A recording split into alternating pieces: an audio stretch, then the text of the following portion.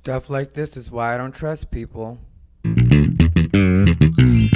What's up, everybody? Rivera here, the absolute best LGBTQ comedian in the world. All right, guys, so today I woke up at around 6 p.m. But when I woke up, for some reason, Twitter wasn't working. And I had assumed that at some point maybe I had done something to violate their terms of service.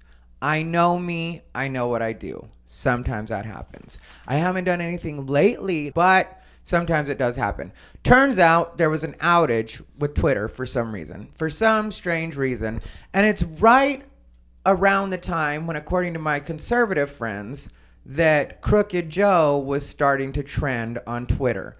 And if you don't know, Joe Biden has been catching some heat because of his son Hunter Biden. I don't know if you guys know, but there was a story in the New York Post, I believe it was, that exposed a lot of stuff about Hunter Biden. And also that he had tried to introduce an executive from the Ukraine to his father, who was the vice president at the time, a bunch of personal stuff. So it's just kind of storm. And I looked at the article myself, and I kind of felt bad for Hunter Biden because I would be mortified if somebody had leaked stuff from my laptop. Your personal pictures, your dirty selfies, all that stuff. I feel bad for him in that way. But as far as the part about trying to introduce a Ukrainian executive to his father, who was then the vice president, that part I think deserves a little bit of looking into, just because if you're examining everything and you're like, okay, what vulnerabilities might the future president or the current president have when it comes to dealing with foreign entities, you can't say that Donald Trump's dealings are the most important thing, and then when it comes to Joe Biden, suddenly it doesn't matter and I don't want to hear it. And people were saying that that's the reason that Twitter had shut down for a while, was because they didn't want all of that to get out. Well, the other day they had started pulling the links for that particular article from the New York Post, and they weren't even allowing people to send it in private message. They had completely disabled it, which is ridiculous. And I get that there were personal phone numbers and also emails, so that makes it a violation of terms of service to a certain degree.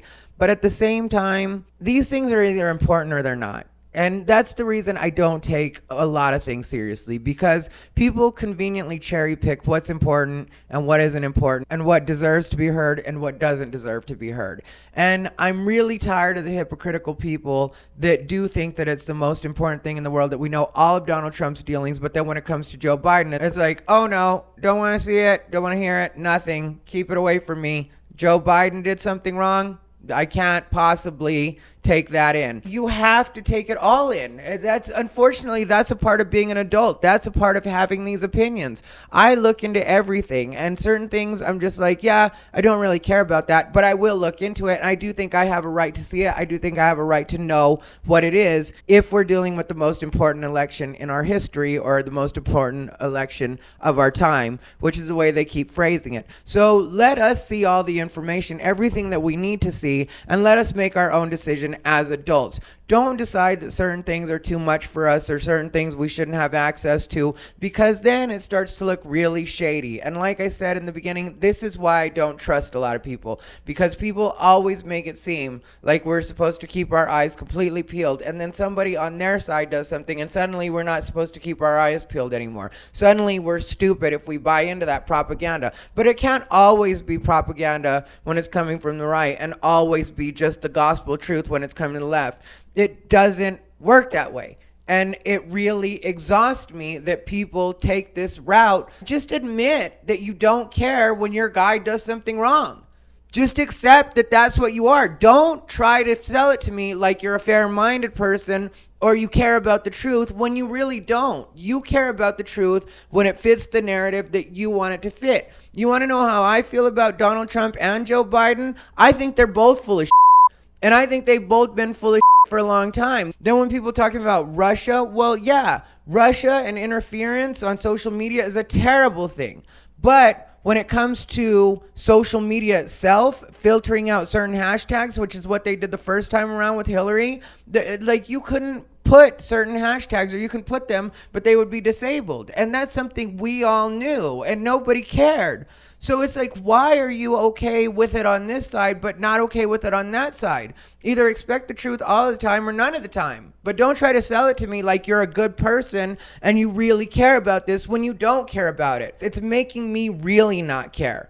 And that's why I'm so adamant about voting for Donald Trump. Because if nobody's going to take this seriously, I'm not going to take it seriously either. And I don't mean that as a swipe at Donald Trump, because I personally do think that he has made some good changes. And if people would get out of his way on certain things, then he would be able to make more good changes. And I get that there are certain things that he has to do to obey the law, obey the Constitution. I definitely get that part. But sometimes people are in the way just to be in the way, just to be obstinate. And if we're supposed to be worried about what's in the best interest of this country, then let's worry about what's in the best interest of this country. Let's stop fighting over petty things just to stop somebody, just to be annoying, which is what a lot of people are doing in a lot of cases. It's just to be annoying. It's just to be in the way. And if you tell them, they're like, well, what about the Tea Party? And what about the birther movement? Yeah, all of that. I thought that was ridiculous too. I was annoyed with that. Ironically enough, Donald Trump was the one that started the birther movement, or at least the one that made it as big as it became. But here we are, and the way I see it is here we are. So if these are the two choices we're dealing with, then let's make the best of whatever it is that we're doing. Let's get all the facts that we can possibly get, and let's make decisions as adults. Let's stop trying to play favorites in the way that the truth only matters on one side. That's what's getting frustrating about people. And I don't mean to get so upset, and I will be over it as soon as I vent about it. As soon as I record these videos, I always feel better after, and I'm like, okay, that's done as far as I go. But I'm just tired of social media and also people from the left saying that they don't want to hear certain things. And yes, I do expect better from the left, and I've said that several times, because they're claiming to be the party of morality. That's what they're always doing, is virtue signaling and letting us all know how much better they are than everybody else because they actually care and we're the party of compassion. And it's like, no, you're not. You're none of those things. So stop trying to sell it that way. You're just as shitty as the right. That's what it is. And technically, I think the left is more racist because they don't even realize their racism on any level. They think that everything they're doing is for the good of the people. So if they tell brown people how they're supposed to think, fine. It's what I have to do so that this country runs the way it's supposed to run. If they tell black people what they're supposed to think, fine. That's what I have to do so that this country runs the way it's supposed to run. But you don't understand that that is still white supremacy. That is still white people telling brown and black people what they're supposed to think. It's what it is. So if you're a young white liberal or an old white liberal or a middle-aged white liberal and you're telling brown people of any political affiliation what they're supposed to think, then you are definitely reinforcing white supremacy. And that's what it is. So I hate to be the one to break it to you, but that's what it is. And if you don't subscribe to white supremacy, if you're one of the people that's like, I just don't buy into that kind of thing, you're exempt from this part of the conversation, because I get it. Some white people don't buy into that. They're not talking about it. They don't care about it. I'm talking to the virtue signalers that are always talking about white supremacy coming from the right. There's white supremacy coming from the left. And like I started to say, I don't think I finished it because I think I got too worked up. But I expect Russia to interfere. I grew up partly in the 80s.